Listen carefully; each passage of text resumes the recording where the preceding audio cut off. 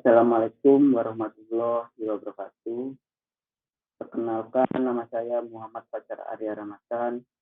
NPM saya 13.20.1.00929.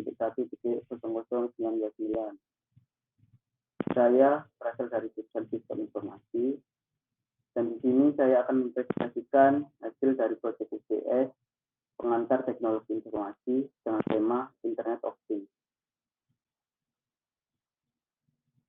Internet of Things atau IoT dapat didefinisikan sebagai jaringan objek-objek yang saling terkoneksi di seluruh dunia yang secara unik didasarkan pada protokol komunikasi standar.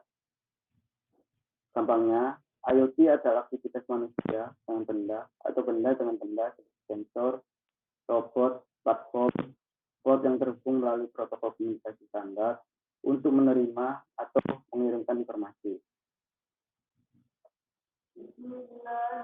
Selanjutnya, Internet of Things menurut Wikipedia.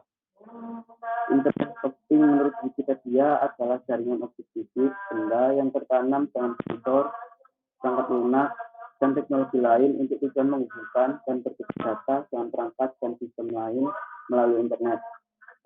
Sederhananya, Internet of Things terdiri dari perangkat, yakni dari sensor sederhana hingga smartphone dan perangkat yang dapat digunakan, di mana kesemuanya terhubung secara bersama. Selanjutnya,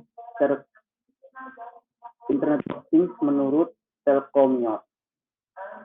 Secara teknis, Internet of Things atau IoT adalah sebuah sistem yang terdiri dari berbagai device seperti computational device, mechanical, dan juga digital device, yang dimana setiap device memiliki unit identifier, memiliki kemampuan untuk mengirimkan data melalui jaringan khusus ataupun internet biasa, jika perlu bantuan manusia. Selanjutnya, Internet of Things menurut kawan media. Internet of Things adalah suatu konsep atau program di mana sebuah objek memiliki kemampuan untuk mentransmisikan atau mengirim data melalui jaringan tanpa menggunakan bantuan perangkat komputer dan manusia. Selanjutnya, Internet of Things menurut kompas.com. Internet of Things memiliki pengertian bahwa internet telah terintegrasi ke berbagai peralatan elektronik manusia yang memungkinkan untuk dipahami internet. Internet of Things pada dasarnya menghubungkan perangkat apapun dengan cara hidup dan mati ke internet.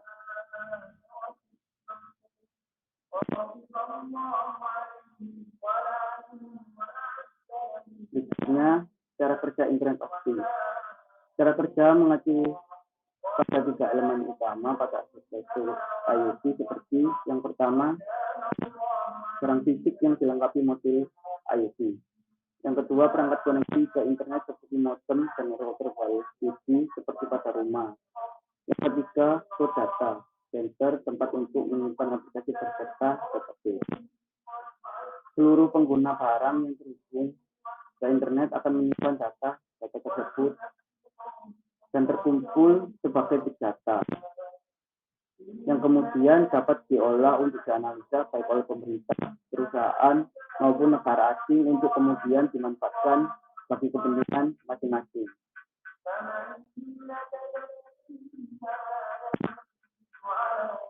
Unsur-unsur IoT.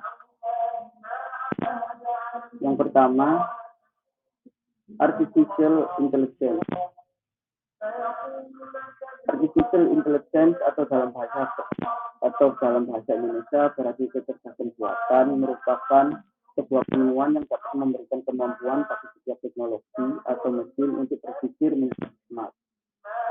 Jadi, AI di sini dilakukan dengan mengumpulkan berbagai data, pemasangan jaringan, dan pengembangan algoritma dari kecerdasan buatan. Sehingga dari yang awalnya sebuah mesin hanya dapat melaksanakan perintah dari pengguna secara langsung, sekarang dapat melakukan berbagai aktivitas sendiri tanpa menunggu instruksi dari pengguna. Yang kedua, konektivitas. Konektivitas atau biasa disebut dengan hubungan koneksi antar jaringan di dalam sebuah sistem IoT yang terdiri dari banyak kecil. Setiap sistem akan saling terhubung dengan jaringan, sehingga dapat menciptakan kinerja yang lebih efektif dan efisien. Yang ketiga, perangkat ukuran kecil. Di dalam perkembangan teknologi masa kini, semakin kecil sebuah perangkat, maka menghasilkan biaya yang lebih kecil. Namun,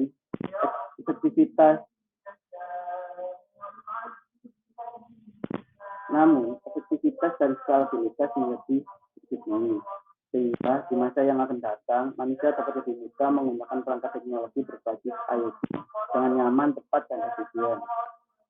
Yang keempat, sensor. Sensor merupakan unsur yang menjadi pembeda dari IoT dengan mesin canggih yang lain.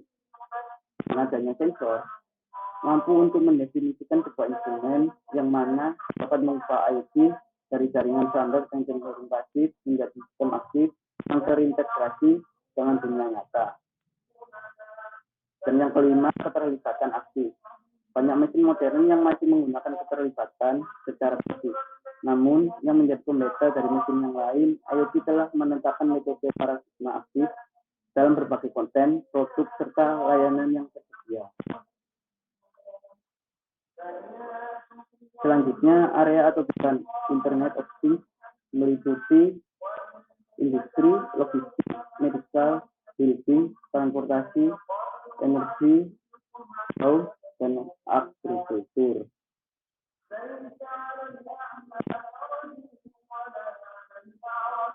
Berikutnya, contoh penerapan Internet of Things atau IoT. Contoh penerapan IoT dalam bidang agrikultur.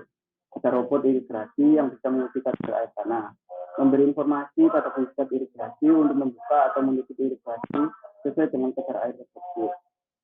Ada robot yang bertugas untuk membunuh bunga dan hama yang memulai patroli jika survei udara drone pintar menunjukkan tanda-tanda akan serangan hama. Pak Tani pun dapat melihat data-data itu dari rumah menggunakan ponsel atau komputer mereka yang terhubung ke internet. Mulai dari smart home, smart city, smart farming, sampai smart factory, dari mobil tanpa pengemudi sampai pertanian petani, pokoknya segala macam hal yang mempunyai sektor dan aktivator yang bisa dinyalakan dan dihubungkan ke dalam sebuah jaringan, terutama internet atau Internet of Things.